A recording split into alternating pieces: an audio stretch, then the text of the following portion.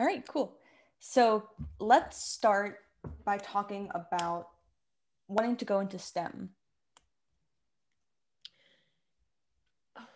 I think growing up, I always liked math and science.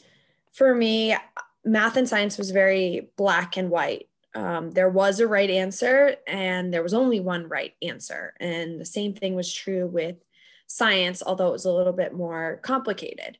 And for me, I was good at math and I was good at science, and we always enjoy subjects and things that we're good at. So I fell in love with math and science pretty early on. My grandmother, unfortunately, was diagnosed with breast cancer when I was probably 12, and I didn't really understand what was kind of going on. I knew she was sick and I knew it was cancer, but even back then, we didn't know a lot about cancer, at least not as much as we know now.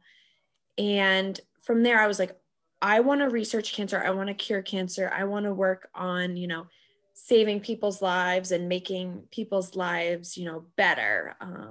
So yeah, I fell in love with science, and especially when we focused on the body, like doing all the animal dissections, I was like, oh yeah, like let me get in there. And then the other half of the group's all like, oh my God, gross.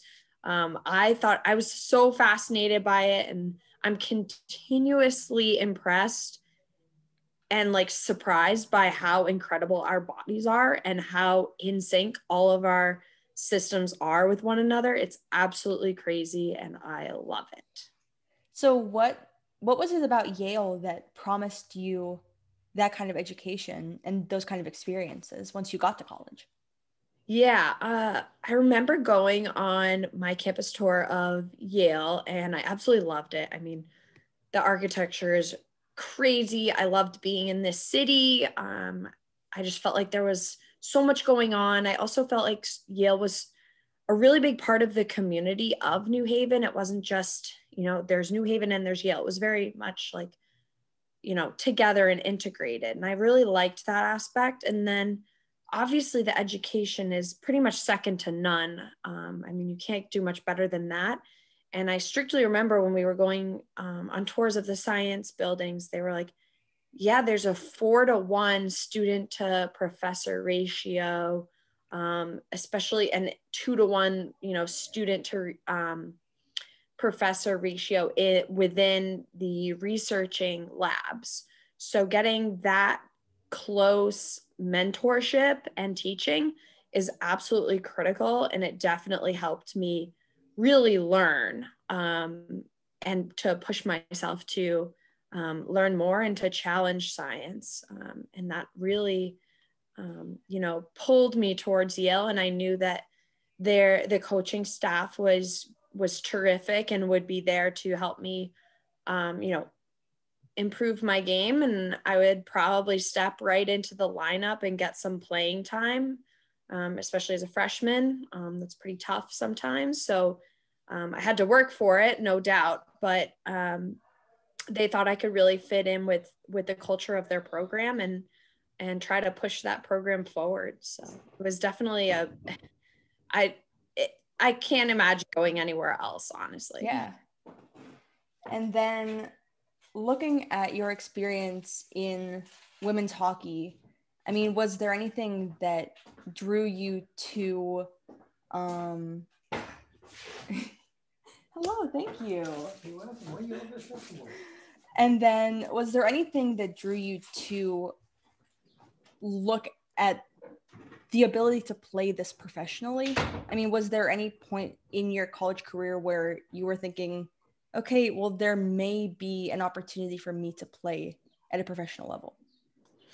Right. So my freshman year, there was no professional league at the time. At that time, there was another league, but they were not paying players to play. So I would say it was very competitive hockey, but it was not professional. And I kind of figured at first, I'd play in college and I would pretty much be done with high level hockey. But then going into my sophomore year, the NWHL was founded, and it piqued my interest. I watched a few games. A game took place at Yale, so I went there and went to the rink and watched the Connecticut team play against, I think it was like Team China, which was really cool.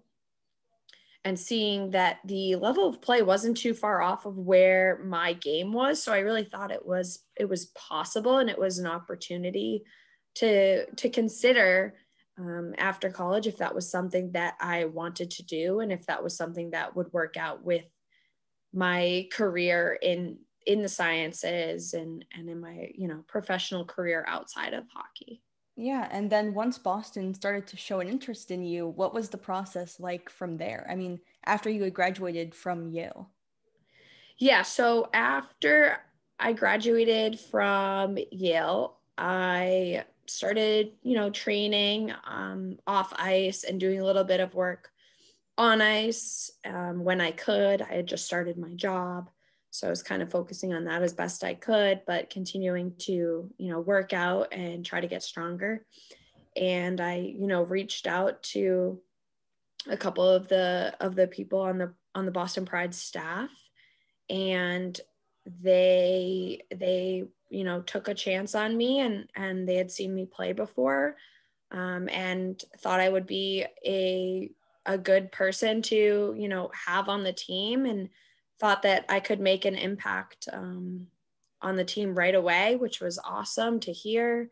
It's something that you really work towards your whole life, to just be wanted and appreciated, and at that point just needed on the team. So it was really exciting. I would get to represent and play for my hometown team. And I can't explain anything better than, you go out on the ice here in Boston, and I see like my parents in the stands, because they've been here since day one, getting to see that.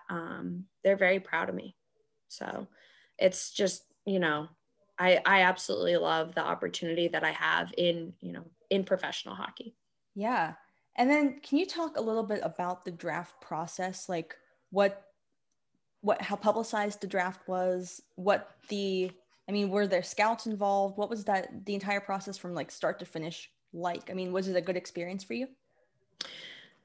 I think the draft has changed over the past few years. It's become a little bit, I honestly would say, more well done than it was when I was first drafted. So I think going back to the end of my junior year, so the summer between my junior year and senior year, they held a draft. It was pretty much done over Twitter.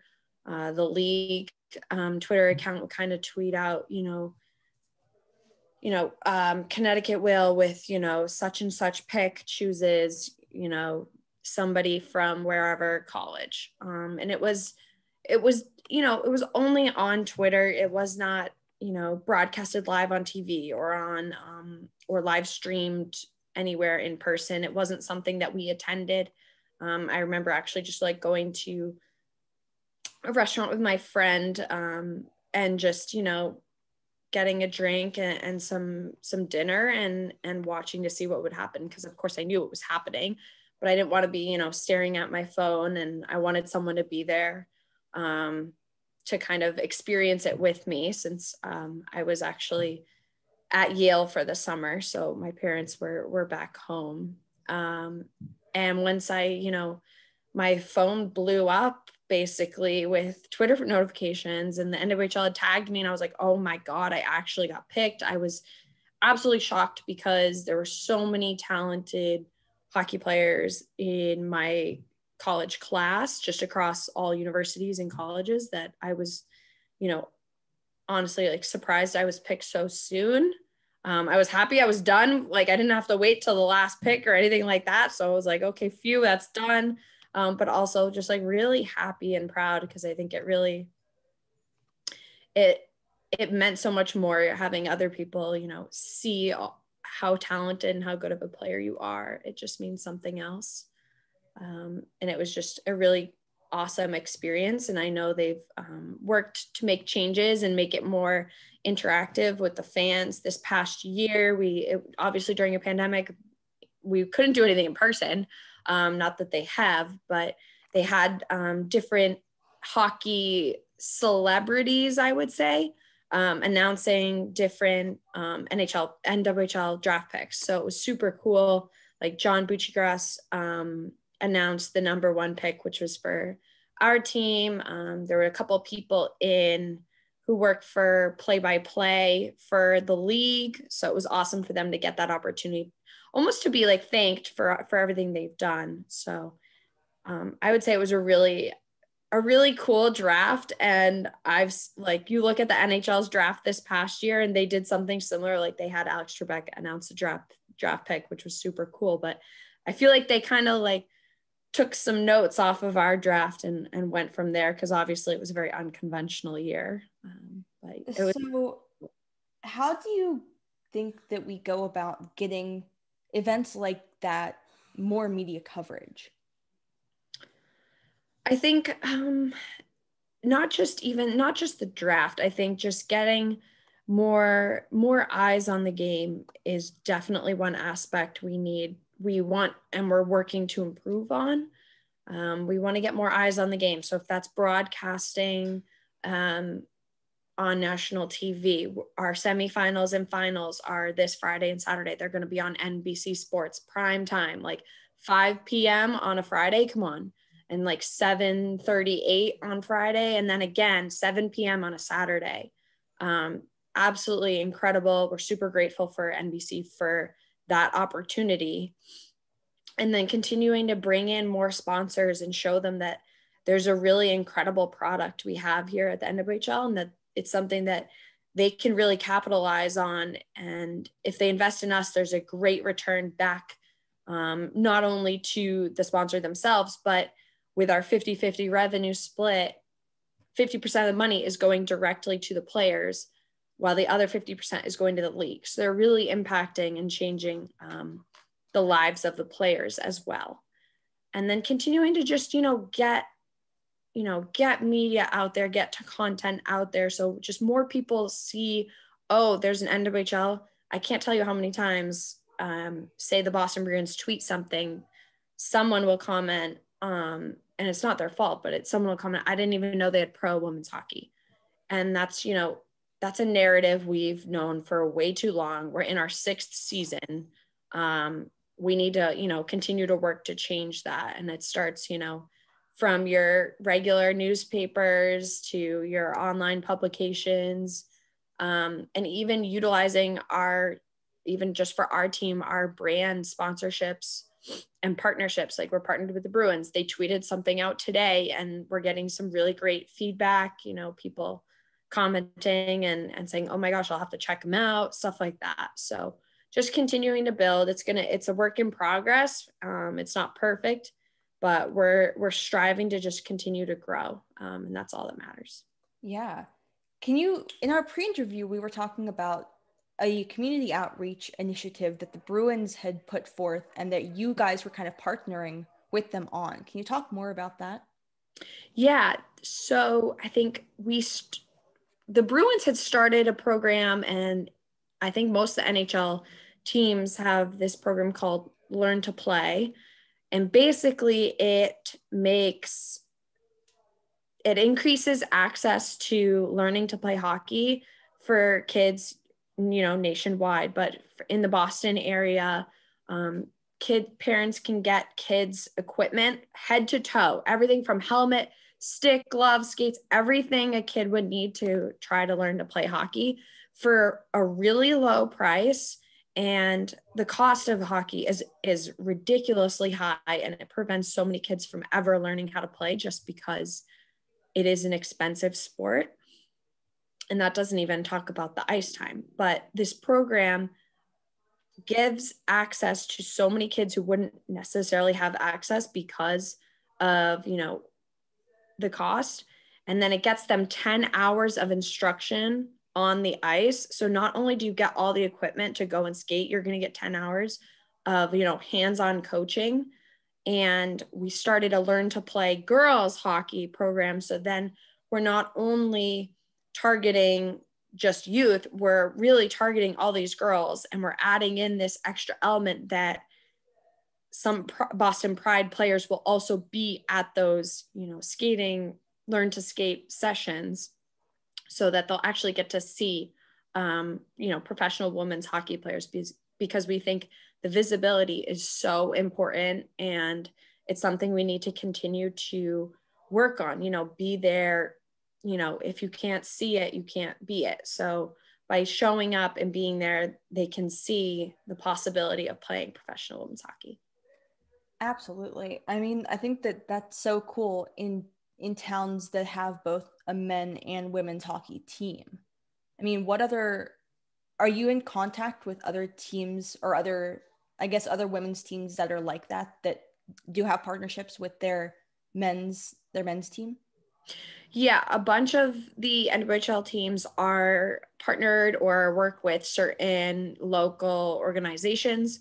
The Minnesota Whitecaps work with the Minnesota Wild a lot, which is great. And then you look at the Connecticut Whale, as well as the Metropolitan Riveters, which are based in New Jersey. So you have Connecticut and New Jersey, and they worked a lot with, they've done a couple of things with the New York Islanders and the New York Rangers. And they're doing some stuff with like the Bridgeport Sound Tigers, the AHL team. Like, it doesn't even have to be an NHL team. It can just be, other more visible men's programs getting involved and partnering. I know a bunch of the NHL teams sent cutouts to Lake Placid. I think Arizona Coyotes sent a couple. So it's just continuing to work with them, because we see the value in working with them and continuing to grow women's hockey and not just men's hockey. So if you could say, or I guess give one word of advice or a phrase of advice, it doesn't have to be one word, but what would you tell youth players youth girls who may be playing on an all boys team or may not have any visibility that women's hockey is a career choice? As someone who grew up playing boys hockey as well as girls hockey, I would just say never give up, and anything's possible. I mean, look at me. I never would have thought that I would be playing professional hockey and being paid to play the sport that I love. That's not something I ever dreamed of. And, as a kid, you grow up watching the NHL and you're watching all these boys play and you're like, well, where are the girls? Like, why are there no girls on the team? Oh, I guess we're not good enough. So just never, ever give up. And just really just follow your dreams at that point, when anything's possible, really. I mean, come on, here we are. So when you realized that professional hockey was not going to pay you enough to live on, I mean, what was that conversation like with your job, that you were going to simultaneously do both of these things? Yeah. Because my job really pays me, enough to live off of without any other source of income. I spoke with my boss and some of my coworkers and basically made sure that my schedule with hockey would not impact anything I was doing at work. So the league recognizes that at this moment, they don't pay enough for someone to live off of. And they recognize that you need to have other commitments, full-time commitments, whether you're a teacher or you're in school full-time or you work a 9 to 5. Sorry, my kitten's coming in. Dude, you got it. Sorry, Hello. he's a sweetie. He wants to, he's there. He is.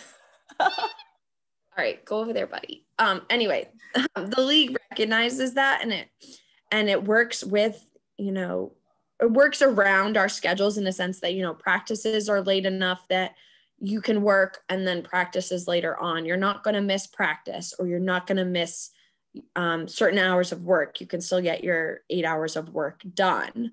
And also that games are only on the weekends, because, that's basically a game day is like a whole day to me. It's not something that I can go to work and then go to the rink after. So, Yeah, he's coming in. He's so cute. He's really cute. He's a mama's boy. So games on the weekends, and so that I'm not missing work. Of course, sometimes we have to fly to games, especially in the past 3 seasons where we added Minnesota, and obviously that's a flight. We're not going to be busing out there. So occasionally we would have to leave on a Friday afternoon.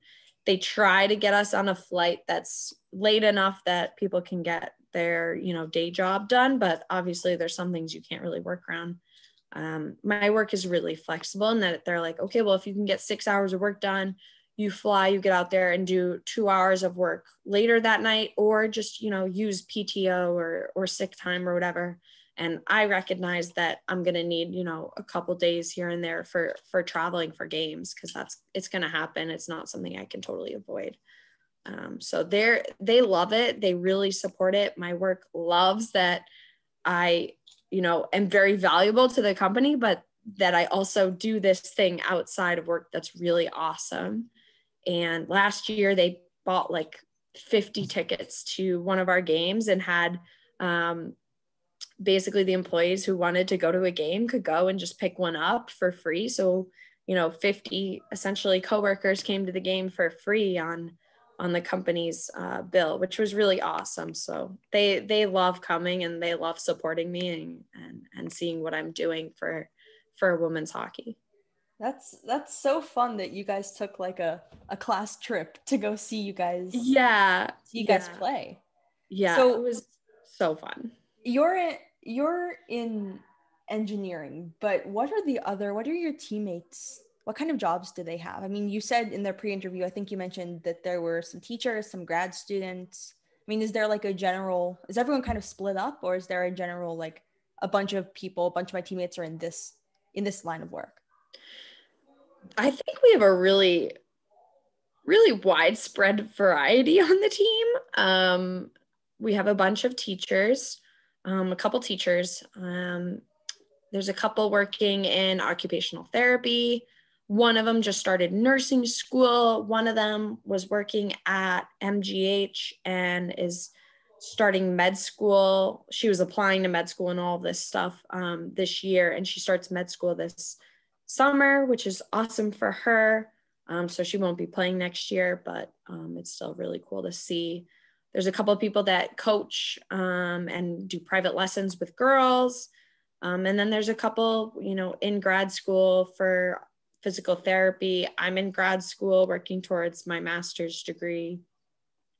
Then there's people working for, places like Fidelity. I think there's a couple other people working in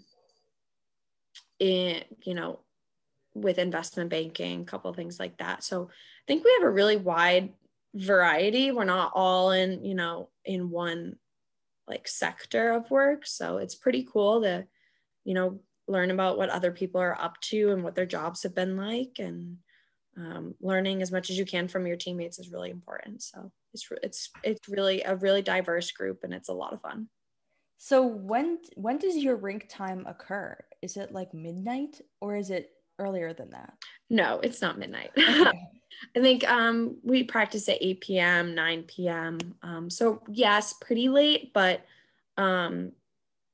it's late enough so everyone can complete their work day and get there in time. And the rink that we are currently skating at has obligations to the prep school that they kind of are associated with. So they do what they can to get us as early a spot as possible, but you can't really have, 12-year-olds skating for their practices at like midnight. So, we work with them and they treat us well and help us out. So, yeah. Yeah, that's cool.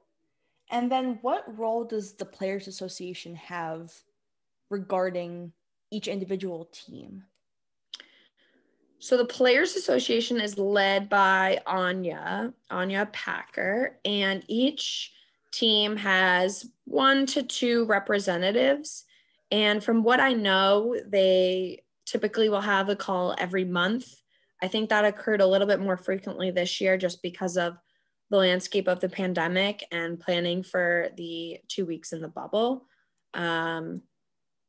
and, basically handling, player concerns and issues, and helping. And I know that Anya and a couple of the player association reps are very heavily involved in any sponsorship potential, partnerships, because as I said, there's a 50-50 revenue split. So we really want to work with brands that share the same values as NWHL, but also can be beneficial to the players as well. So you already mentioned the league sponsors and the team sponsors. Can you talk a little bit more about individual sponsors? So say a brand wants to work with you, Mallory, what process do they have to go through in order to make that a reality?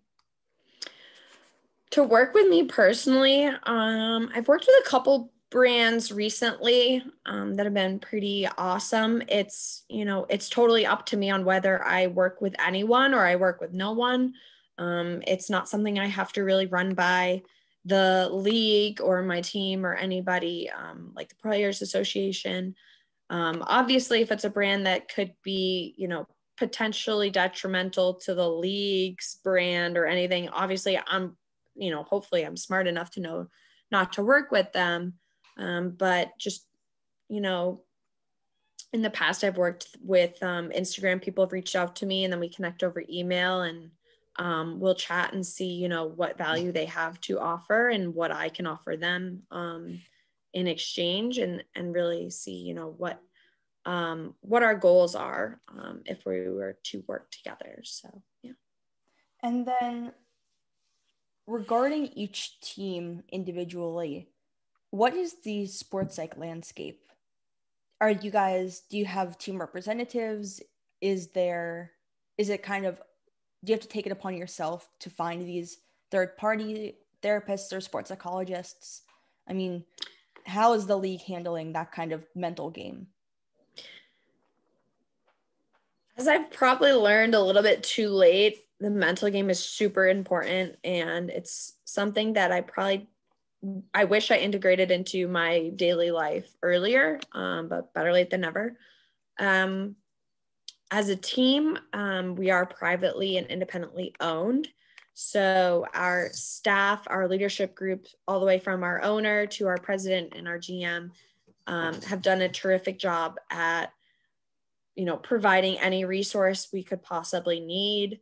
They, had us do a Zoom with a nutritionist, a strength and conditioning coach during the pandemic, so that she was able to provide us with some things to do on our own, essentially.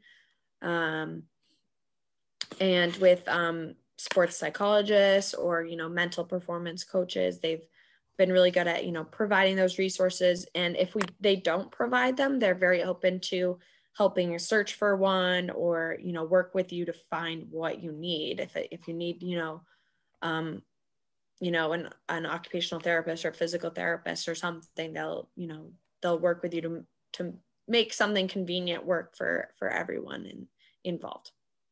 So what drew you to hockey in the very beginning? I mean, were you watching your brothers play, or how did you figure out in the first place that hockey was something that you enjoyed doing?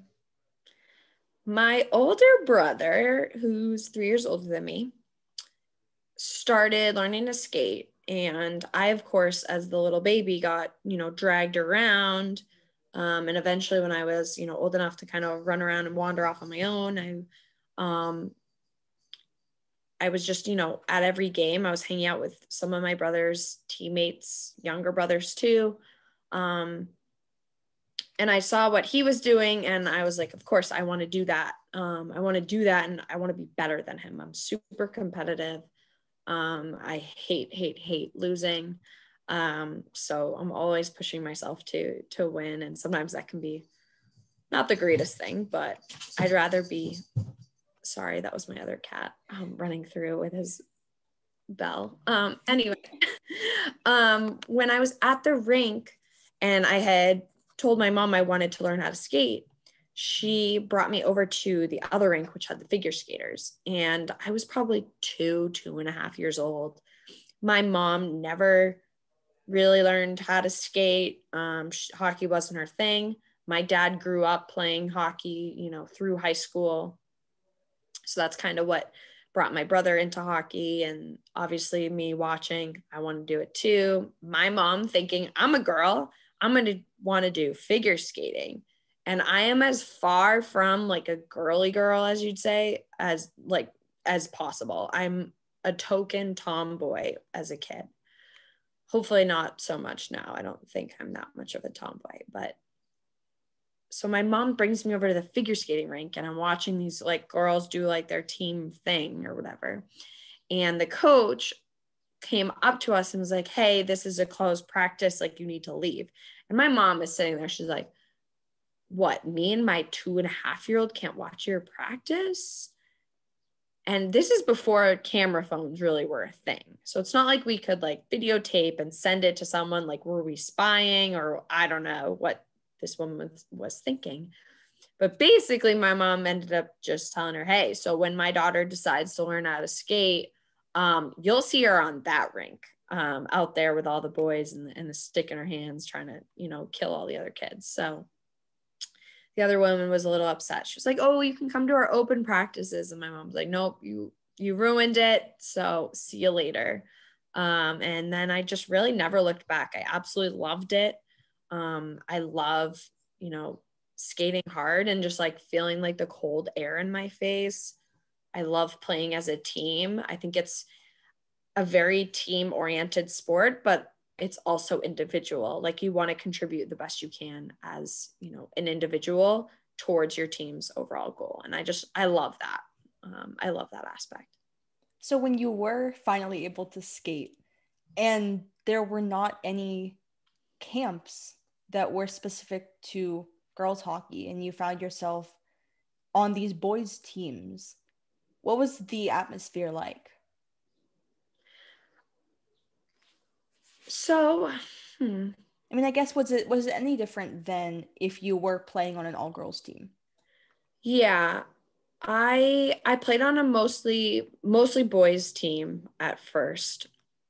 There was me and another girl. And, you know, obviously we were best friends. We're only two girls. Of course, we're going to be best friends.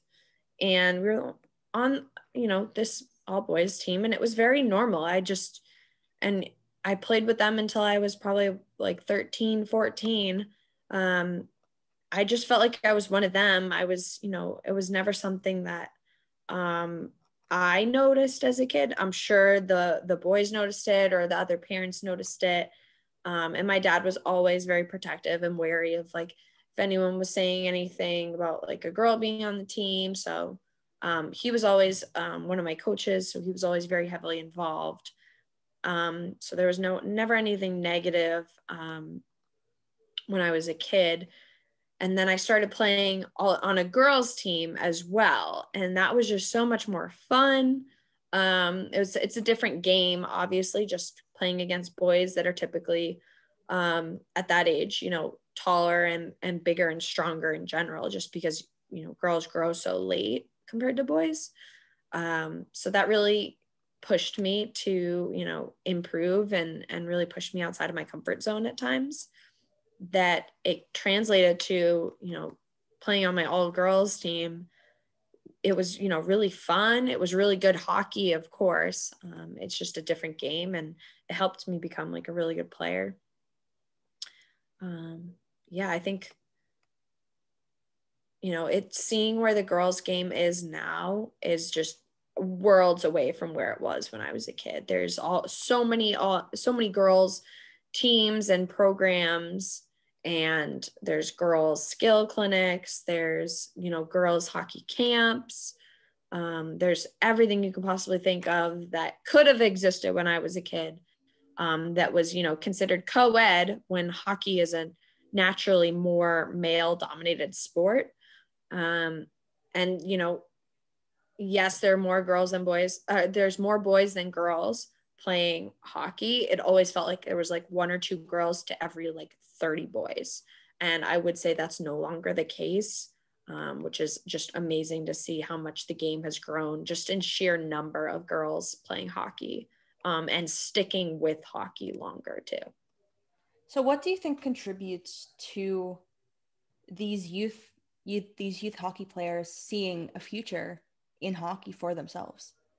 I I mean, think do you think it comes from local hockey clubs, or do you think that it's more prevalent in college recruiting, or the now that the professional league has a couple of seasons under its belt, do you think that that's helping as well? I definitely think having professional hockey is great. Girls can dream of, you explain to, I hear parents explaining to like kids like, oh, like she plays for the girl Boston Bruins, which is like a great explanation of like, basically pro women's hockey, just because no one's heard of it and no one's heard of the Boston Pride yet. It's getting better, but telling them that like, oh, like girls can play hockey too is just, it starts from all the way at, age 2 all the way up, and it trickles down. So you have your professional teams, you have them on TV, you have them on YouTube or Twitter. Having that online presence is great. And then you look at the colleges that they're on NESN, they're on ESPNU, going to games physically. Obviously that's not the case right now, but I know a lot of the colleges will do like autographs after the game. We do autographs after all of our home games, and having that interaction with the girls is something you're not going to get from a Bruins game. Like, when's the last time they had like an autograph line? You like got an autograph from every single guy. You just don't. So having that interaction and quickly forming really special bond with some of the fans is incredible, and it keeps them coming to games, and it inspires them to play professional hockey if that's something they're interested in. I mean, Boston is an insane sports town. So what is your fan base like? I mean, if you could talk to the fan base through this interview, what would you say? How would fans you describe them? Our fans are incredible. They're so fun.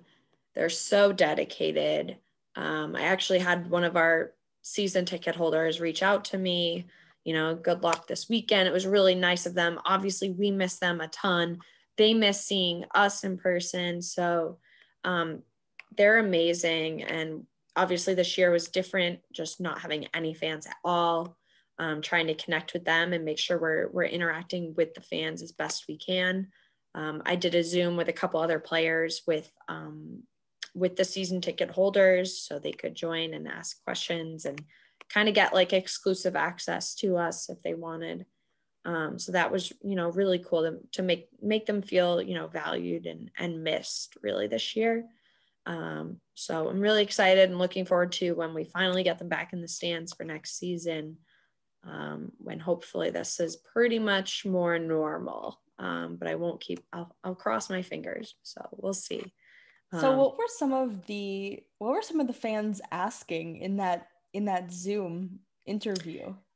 Yeah. Some of them were just asking, what we did what we were doing during the pandemic, how we were doing, what our job situation was, how are we staying, in shape, what we're looking forward to with the season. I think we're talking about some more like fun stuff. Like our coach was in there and he's got quite the sock collection. So we were talking about all his funny socks that he was going to bring for game days. So it was a very fun, laid back, casual conversation. But that's really cool.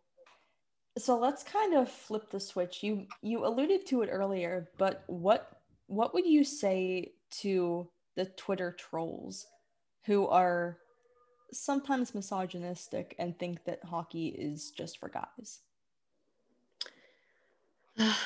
I honestly, they're not even worth any of my energy. It's just, why am I going to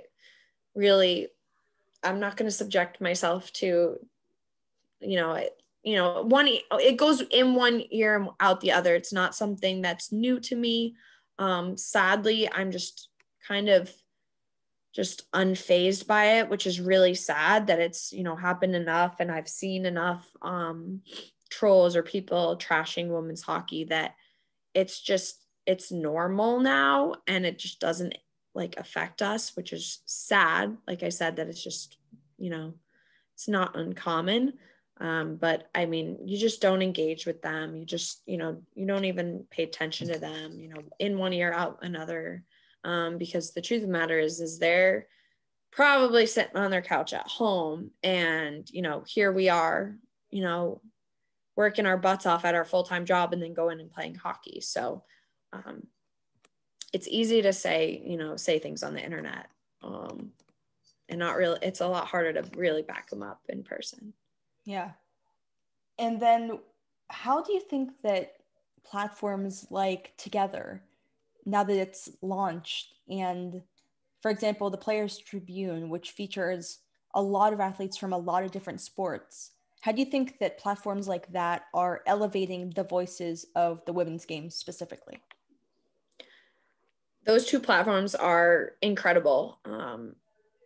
Together is very new, obviously, but what they've done so far has been nothing short of amazing. Why are we waiting around for someone to go and make it, and some male to go and start something? Why don't we just do it ourselves? This is, women taking control and just, taking that initiative and just running with it. And I absolutely love it.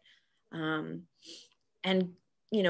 the Players Tribune has done a really great job at not just focusing on male athletes. You have female athletes, you have Paralympic athletes, you have anywhere from young to old, former, retired athletes. And it's great to see their stories. And, there's a lot of stories surrounding mental health.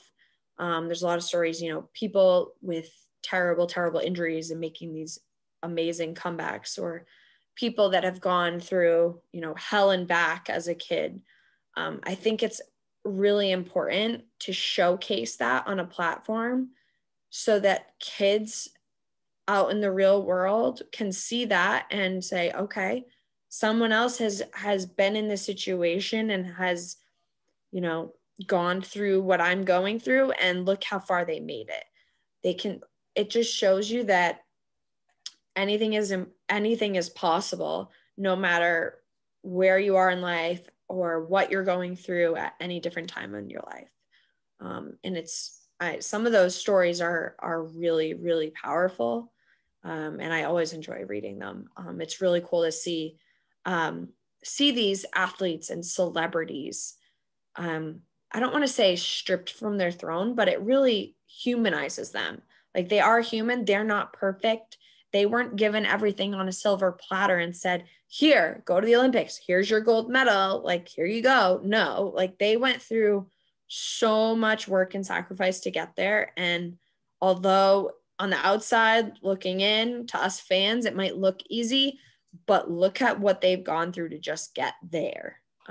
It's a really incredible platform. And I'm looking forward to what Together does and more of their content, because I'm sure it'll be amazing. Yeah, I follow them on Instagram and Twitter, and I just feel like I'm favoriting and like retweeting every single thing that brand account posts. Every single one. And like their storytelling is so good as well. Like, I love the content that they've already put out, and they've only put out a little bit of their potential. It's so cool. Exactly. It's gonna be, I'm so excited for it. I'm like giddy about it. I'm like, yes, give me more things. Like, I will buy every single thing in the merch store. Give it all to me. Yes. And then, speaking of merch, why donate the proceeds of your jersey sales to epilepsy?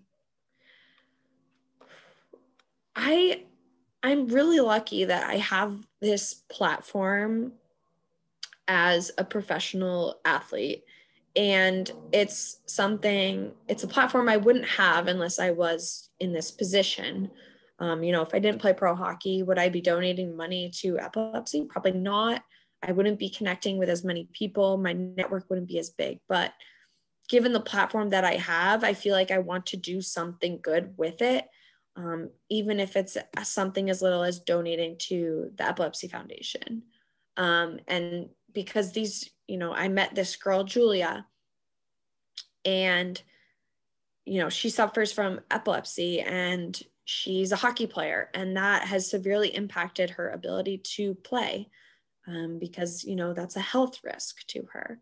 And it's just, I could never imagine having something I love so much like hockey, like basically ripped away from me. Like you can't have it because of your health. And I think that's absolutely terrible. And she's not the only one. And there's other kids out there, stuck in hospitals trying to figure out right medications or whatever it may be. Their life's just a little bit, worse. And I think if I can help them out personally, help them out with events or whatever it is, anything I can do, that's the least I can do at that point. And so it might be something small, but I think it means a lot to me when people, tweet out a picture that they bought my t-shirt online, because not only like, I'm like, okay, yeah, they support me, but look, they also see what I'm doing and they support what I'm doing as well. And supporting the Epilepsy Foundation. So I'm grateful for this platform, and I just really want to, change someone's life, make someone's life a little bit easier, because personally, I think I'm doing pretty good. So if I can do something with it, I might as well. Yeah. I mean, I think that in terms of professional athletes, we give them a lot of platforms, a lot of opportunities to use their platforms, and some of them do, and they have amazing foundations, and some of them don't. Some of them are famous on social media outside of their sport. And so I think that it's so cool that you're doing something through your platform, through the platform that the fans have given you and the league has given you. And that's the fact that you're making an impact off the ice is really awesome. Well, thank you. I try. And then, is there anything else that you think that I missed talking about, or that you would like to talk about more in depth? I mean, I've concluded all of the questions I wanted to ask you. Is there anything else that you want to include? Anything that you want to plug? I can put links down in the show notes once this is published. And is there anything else you want to say? Well, just going off of my campaign for the Epilepsy Foundation, I have a link to my direct campaign if anyone wants to donate any money directly to it. But I also got these custom hats made with my number on the front. Actually, let me grab one really quick. I'm taking you with me. I got these hats made, and a bunch of people have bought them, and they're custom. They're super cool. But they have, oh, my cat's curious. They have my number on the back, number 47. And then on the back of it, it says Tito's mom, which is my cat, one of my cats' names. And because it was a running joke, because I created a Twitter account for Tito, and all the fans absolutely loved it, kind of like adopted him as their own. And I'd, post different content and stuff. And when it came time for this season in the bubble, they wanted like name pronunciations, and my name is obviously pretty difficult. So I was like, you can just call me Tito's mom. And everyone loved it. One of the announcers would say it all the time. So I was like, you know what? Let me get some hats made, and anyone who wants one can buy one, and I'll have proceeds go to the Epilepsy Foundation. So that's what I've been doing now, which is really awesome. And then obviously just gearing up for our semifinal game on Friday, which we're really excited about. And it'll be on NBC Sports, which is awesome to have that platform, like we talked about, to get more eyes on the game. So yeah, that's all I got. And then your name is Souliotis. Yes? Yes. Okay, great. Yes. You're good. Perfect. And then I think that your episode will come out in 5 weeks from today. Okay. So it will have passed your semifinal and finals experience. So I'll just give an update on how you guys did. Definitely give an update then on hopefully how good it goes. Fingers crossed. Fingers crossed. Thank you so much for sitting down with me today and just talking through your experience. Oh, of Sounds course. like No, sounds like thank you're having you. such a fun time. Yeah, I mean, that's what life's all about, having some fun, and someone wants to say hi. Is it Tito? This is Gordy. Oh, okay. Hi. This is Gordy. He is like, Oh my gosh, you're so cute. he's like 10, he's like 10 weeks old. He's little. He's not even 2 pounds. Oh my god. He's adorable. He's on Instagram, Gordy, the Siamese tabby. And I'm not sure how familiar you are with hockey, but Gordie Howe is a very famous hockey player. So we have Gordy Meow. Stop it. Yes. And then Tito is my big guy, the one with the bell running around. He turns 3 next Is that week. him in the background? Yeah, that was him. He's running around. I don't know why, but so he turns 3. So Gordy is his birthday present. I got him a brother. So That's so cute. So now I'm Gordy and Tito's mom. You need to make more hats. Now I need more hats. I know. Someone asked me, like, are you Gordy and Tito's mom now? I was like, yep. Mom of 2 cats. Mom, you're a boy mom of 2. I'm literally 2 boys. He's running around. He's hanging out in the window. Oh my gosh. He loves the window. I'm like, he's psycho. I have 2 cats as well. They're both girls, and they're pretty chill. They're getting older now. I think they're like, I don't know, 11 and oh wow, 6-ish. Oh wow, yeah. So they're still sprightly though. Yeah, no, Tito is still like a kitten at heart. He's so playful. I'm like, dude, are you okay? And then Gordy is an absolute nut, but he's a baby. He's like little. I mean, you saw. He's yeah. Little. No, he's good though. But they're so craziness. Cute. I may just put up that video. So I'm not going to use the majority of the video for social media, but I think that I may put up that video of you just holding Gordy up. Holding Gordy. Here's Gordy. Yeah, no, go for it. I think it'll be hilarious. That was so cute. Gordy's verse press media interview. All right. I'll email you once this is out, and I hope you love it. Awesome. Thank you so much for your time, and thank you for yours. Your effort you're putting into this afterward. I really appreciate it. Anything to tag me and stuff or whatever, and I'll definitely share it out and get it out there too. I mean, anything to amplify women in sport.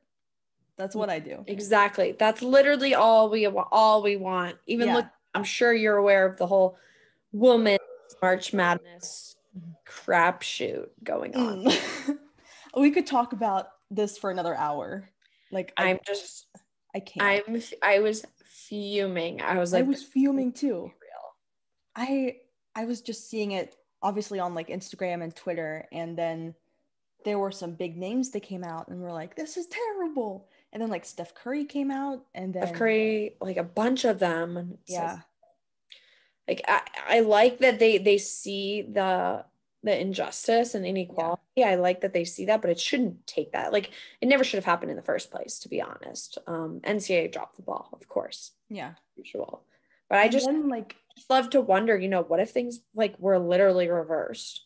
Yeah. I couldn't imagine, if they actually, called it, like basketball for a woman and men's basketball. Like, I saw this ridiculous, I don't want to say ridiculous, but like such a like true like TikTok. It was like, what if we called the women's basketball, we called it the NBA, and the MNBA would be like men's basketball. Like, what if they got the extra letter instead? And like, you have the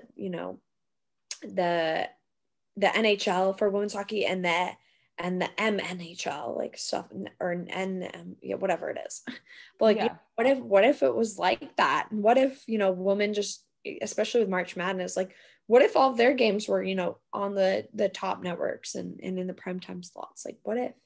Like, what if we actually gave women's sports like a fighting chance? Where would we be?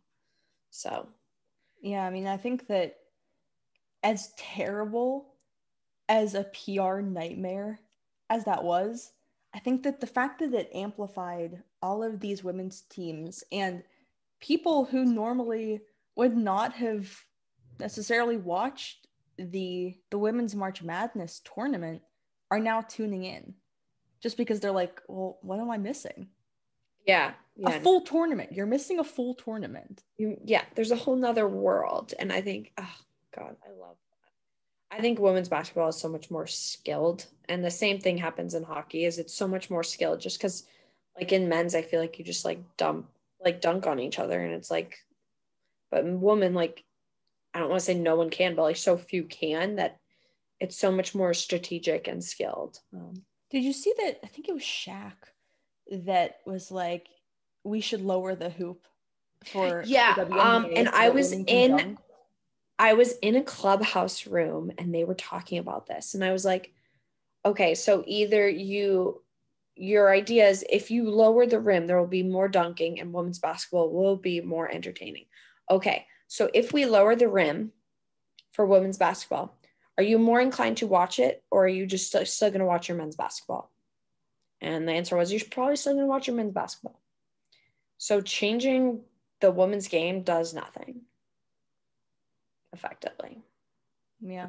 Well, if you actually like, it's literally the same game at that point. Like at that point, like if you lower the rim, you're like, they're not good enough. Like in order to make it more entertaining, we have to do this. Well, there's a couple women out there who can dunk, and there's only going to be more and more that can, because once it's been done, it's been done. And I think there was someone who is high up in women's basketball and in that room, and they were like, absolutely not. Just because like only a few can do it, like only a few can do it now, but just wait till more people are in. So. Yeah, I think that the fact that there are differences in essentially the same game. Like the first time I realized that there was a gender discrepancy was, I didn't play on the team, but in my high school on our lacrosse teams, the guys had full pads, everything was big and bulky and athletic, and then they had these like the lacrosse helmets. Yeah. And the girls got just goggles. Yeah. And then they were in skirts. And at the time I was like, that is really weird. Like it's weird to be playing the same sport and be treated so differently.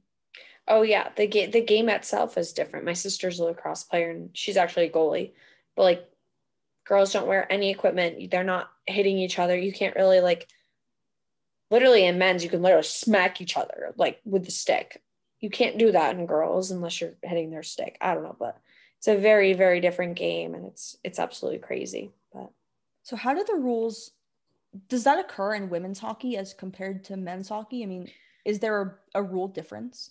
yeah, there is. So in men's hockey, there's checking. So basically, and the way I explain checking is that if someone's coming down with the puck, you can completely ignore the puck and just go up and like hit them or hit them into the boards or whatever. You can play the body. For women's hockey, you have to play the puck. You can't just go out and just hit someone. You have to be playing the puck. And that you're not going to get the big, huge, thunderous, hits or hitting someone in the glass or whatever. There's that. And then in men's hockey, there's fighting, which for us, and I'm sure you've noticed, like for men's hockey, they just wear like a visor so that it like just covers basically their eyes, but like meh, whatever. For us, we're wearing like full face protection because we're women. Like we don't really want to mess up our faces, but if that's what it takes for us. And so like fighting someone's pretty much useless because you're wearing a helmet, like nothing. I don't know. I feel like it's kind of dumb. I don't want to like punch my hand off of like a cage. Yeah. But But I mean, if that's what it takes to make it more entertaining, get more people to watch, then, you know, switch it to like the visor and fighting. Sure. I think that would be fun. Yeah, I mean, But it's it's a little different things like game. that. Yeah. He's literally falling asleep on me. Well, I'll let you go so you don't have to move and wake him up. And then I'll message you once this is posted, and I hope you love it.